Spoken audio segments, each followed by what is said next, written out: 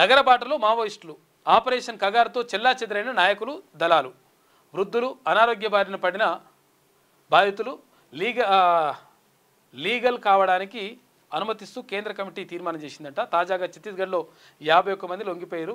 చాలామంది మావోయిస్టులు లొంగిపోతూ ఉన్నారు. ఎందుకంటే అసలు యాక్చువల్గా పరిస్థితి అంటే ఆడ అంత అనువుగా లేదు కాబట్టి అసలు నిజంగా కూడా మరి అడవిలో పోయి పోరాడాల్సిన అవసరం అయితే ఇప్పుడు లేదు. ఇప్పుడు ప్రజల్లో ఉండి పోరాటం చేయాలి. ప్రజల్లో ఉండి ప్రజల కోసం ప్రజాస్వామ్యయుతంగా కొట్లాడితే మంచిగా ఉంటుంది.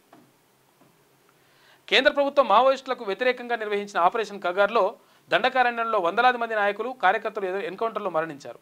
చివరకు మావోయిస్టు పార్టీ కార్యదర్శి బసవరాజ్ మరణంతో ఆ పార్టీకి కోలుకోలేని దెబ్బ జరిగింది. దీంతో మావోయిస్టులు చాలామంది లొంగిపోతురట. తెలంగాణ పోలీసుల అదుపులో మావోయిస్టు శ్రీవిద్య హఫీజ్పేటలో ఒక ఇంట్లో ఉండగా అరెస్ట్ చేసిరట.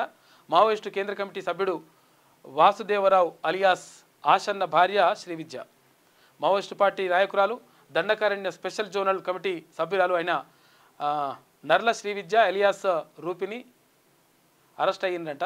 గురువారం హఫీజ్పేటలోని ఒక ఇంట్లో ఆమెను తెలంగాణ పోలీసులు అదుపులోకి తీసుకున్నట్లు కుటుంబ సభ్యులు చెప్పారు. పోలీసులు ఆమెకు ప్రాణాపాయం తలపెట్టే అవకాశం ఉందని చెప్పేసి వాళ్ళు ఆందోళన చెందుతున్నారంట. మొత్తం మీద కొంతవరకు మావోయిస్టులకు సంబంధించి కొంచెం ఎదురు దెబ్బలు తగులుతున్నట్టుగా అనిపిస్తూ ఉంది. ఇక కేంద్ర హోంమంత్రి అమిత్ షా ఆదేశాలతో వర్షాకాలంలో సైతం బలగాలు కూంబింగ్ చేపట్టినాయి. అనేక మంది నాయకులు కార్యకర్తలు చనిపోయినరు, మిగిలిన వారు చెల్లాచెదురయ్యారు. దీంతో ఆ పార్టీ కేంద్ర కమిటీ తాజా ఒక తీర్మానం చేసింది.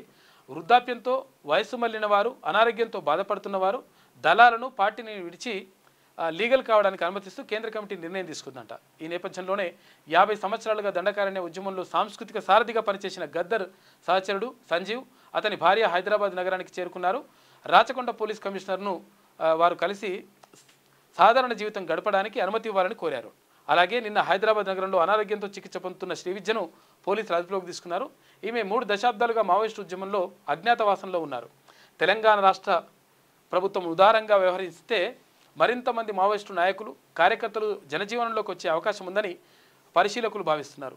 జస్టిస్ చంద్రకుమార్, ప్రొఫెసర్ హరగోపాల్, జానారెడ్డి ఇతర ప్రముఖులతో కమిటీని ఏర్పాటు చేసి జనజీవనంలోకి వచ్చే మావోయిస్టుకు అవకాశం ఇవ్వాలని ప్రజాస్వామిక వాదులు కోరుతున్నారు.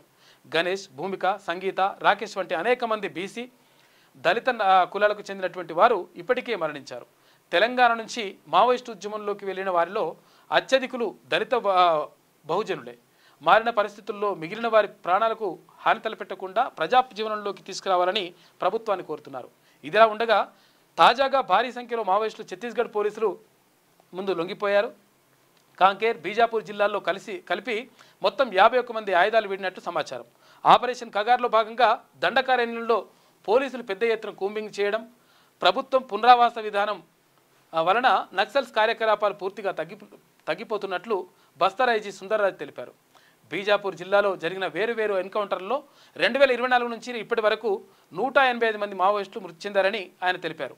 అలాగే 803 మందిని అరెస్ట్ చేయగా 431 మంది లొంగిపోయారని అన్నారు. నిన్న బీజాపూర్ జిల్లాలో బస్తర్ ఐజీ సుందర్రాజ్ ఎదుట 25 మంది మావోయిస్టులు లొంగిపోయారట. వీరిపై 1.15 కోట్ల రూపాయల రివార్డు ఉన్నట్లు ఆయన వెల్లడించారు. లొంగిపోయిన తక్షణమే వారికి 50,000 చెక్కు ప్రోత్సాహకంగా ఇస్తురట. కాంకేర్ జిల్లా ఎస్పీ ఎదుట 13 మంది మావోయిస్టులు లొంగిపోయారు. వీరిలో మిలిటరీ కంపెనీ కమాండర్ మంగుల ఉన్నట్లు ఎస్పీ చెప్పారు. ఇక వీరిపై 62 లక్షల రివార్డు ఉన్నదంట. మరొక చోట సుక్మా జిల్లా ఎస్పీ ఎదుట 5 మావోయిస్టులు లొంగిపోయారు. వీరిపైన కూడా 6 లక్షల రూపాయల రివార్డు ఉందంట. మొత్తం మీద ఇక తెలంగాణ పోలీసుల అదుపులో శ్రీవిద్య అంటూ ఒక వార్త కనిపిస్తూ ఉంది. మొత్తం మీద మావోయిస్టులు లొంగిపోతూ ఉన్నారంట.